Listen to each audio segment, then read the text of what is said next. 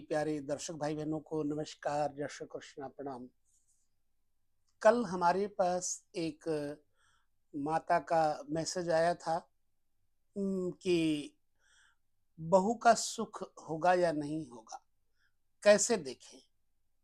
ठीक मैंने वीडियो बना करके दे दिया। फिर एक और बहन का मैसेज आता है कि सास का सुख होगा या नहीं होगा। हमारा विषय ज्योतिष का ऐसा है कि हर एक टॉपिक पर देने का नजरिया आपको समझाने के लिए है। तो सास का सुख कैसे देखेंगे, आइए हम छोटे से वीडियो में यह विषय भी जान लेते हैं। जन्म कुंडली में सास का घर कौन सा होता है, ये चाहे स्त्री हो या पुरुष हो, सभी के जीवन में कोई ना कोई सास तो होती ही है।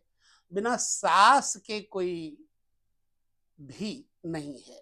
अब किसी की सास जिंदा है, किसी की सास जिंदा नहीं है, किसी के साथ सास जिंदा होकर भी मुर्दे की समान बर्ताव करती है और किसी की सास मर करके भी तंग करती है।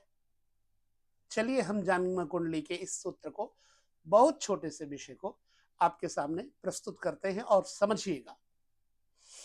जन्म कुंडली का एक चक्र देखिए, ये मैंने यूं ही आपको समझाने के लिए एक वृष लग्न ले लिया है।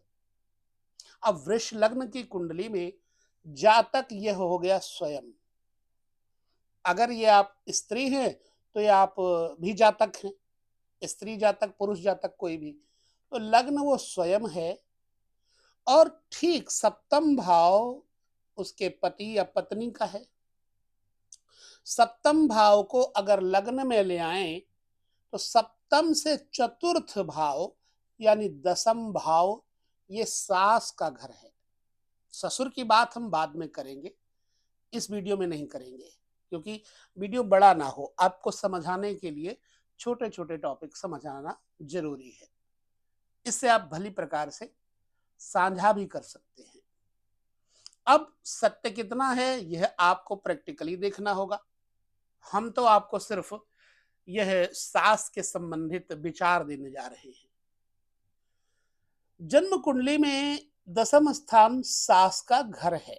सास का ही नहीं, जन्म कुंडली में दसम स्थान पिता का, व्यवसाय का भी घर है। लेकिन बहुत सारे विचारों को हम दसम भाव से जान सकते हैं एक एक टॉपिक पर। दसम स्थान आकाश भी है, दक्षिण दिशा भी है। चलिए, तो जन्म कुंडली में दसम स्थान सास का घर है, सभी माताओं को समझना चाहिए। यदि दसम भाव का स्वामी जन्म कुंडली में छठे घर में बैठा हो आपके, तो क्या होगा? छठा घर आपकी सास की बीमारी का, आपकी बीमारी का घर है। और आपकी बीमारी के घर में अगर सास बैठी है, सास के घर का स्वामी बैठा है, तो आपके साथ बड़ी कट्टर दुश्मनी होगी उसकी। बीमारी का कारण भी बन जाएगी सास आपकी। आपका विचार उसके साथ मिल ही नहीं पाएगा। सास बहू में लगातार तू तू मैं करवाएगा, क्योंकि ये छठा घर रोग ऋण शत्रु का है।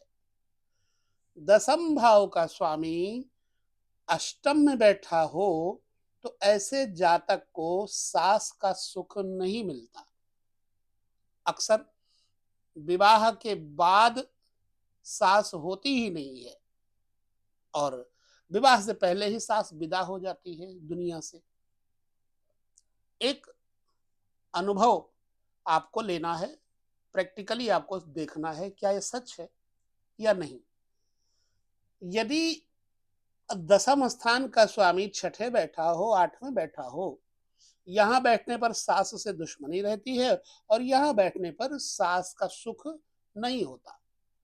सास लड़ती ही नहीं क्योंकि सास होती नहीं, लेकिन होती भी है कब? जब यहाँ के स्वामी यहाँ पर बैठे हों और ठीक यहाँ पर बैठा हुआ कोई शुभ ग्रह दिखता हो, तो सास होती है लेकिन रोगी होती है। सास होती है लेकिन बीमार, बेड रेस्ट पर होती है। अब सास का स्वामी तीसरे घर में यानी कि दसम स्थान से तीसरा घर, जातक का 12वां घर।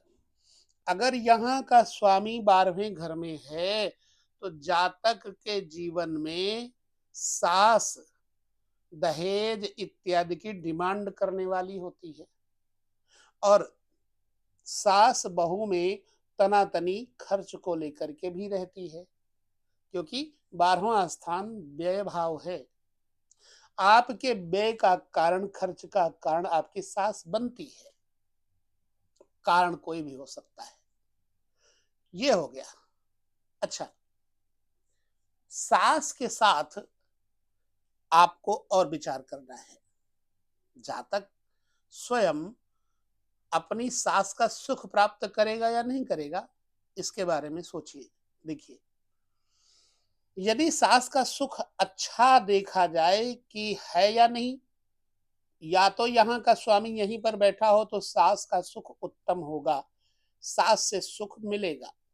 यहाँ का स्वामी यदि लग्न में बैठ जाए तो सास का सुख अच्छा होगा, और यहाँ का स्वामी दसम भाव का स्वामी चतुर्थ में बैठ जाए तो सास कर्मठ होगी, कर्मशील होगी और जातक को सुख देगी। यहाँ का स्वामी यदि सप्तम में ही आ जाए तो जातक को सास के साथ बहुत सुख प्राप्त होता है, आपस में तालमेल रहता है। कितना सच है ये फिर यहाँ देखने के लिए आपको पाप ग्रहों का भी अनुमान लगाना पड़ेगा। यदि इसके साथ में यहाँ यहाँ यहाँ बैठे होने पर कोई पाप ग्रह है तो सास लड़ाकी होगी। चलिए, सास का सुख है या नहीं उसकी चर्चा मैंने की, सास कैसी है इसकी चर्चा की। अब सास आपके लिए धन द्रव्य देगी या नहीं देगी, उसका विचार आपको अपने 9th हाउस से करना होगा।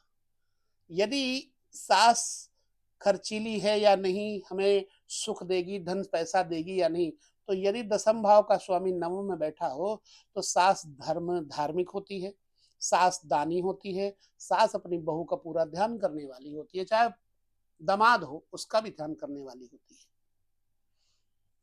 यदि दसम भाव का स्वामी द्वितीय भाव में बैठा हो तो सास अपने नाती या पोतों के लिए बहुत लालायित रहती है। दसम भाव का स्वामी द्वितीय भाव में बैठा हो तो जातक या जातिका को सास का सुख होने में फिर दिक्कत आती है, बीमार रहती है, क्योंकि द्वितीय भाव सप्तम से अष्टम पड़ता है, मृत भाव है, मृत के समान सास का सुख होता है। यदि दसम भाव का स्वामी आपके कुंडली में तीसरे घर में बैठा है तो निश्चित बात है कि सास आपके भाग्योदय में बड़ा सहयोग देगी।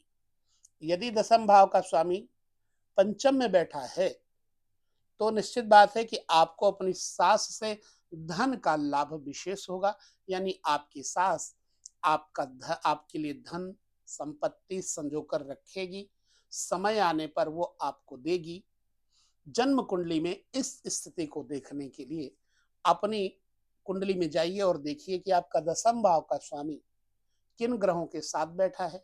अगर अच्छे ग्रहों के साथ बैठा है तो आपकी सास अच्छी होगी, बुरे ग्रहों के साथ बैठा है तो आपकी सास बुरी होगी, और यदि इन बताए हुए स्थानों पर बैठा है तो आपकी सास लाभ या हानि देती ही या नहीं, मुझे आप देख करके कमेंट करिएगा।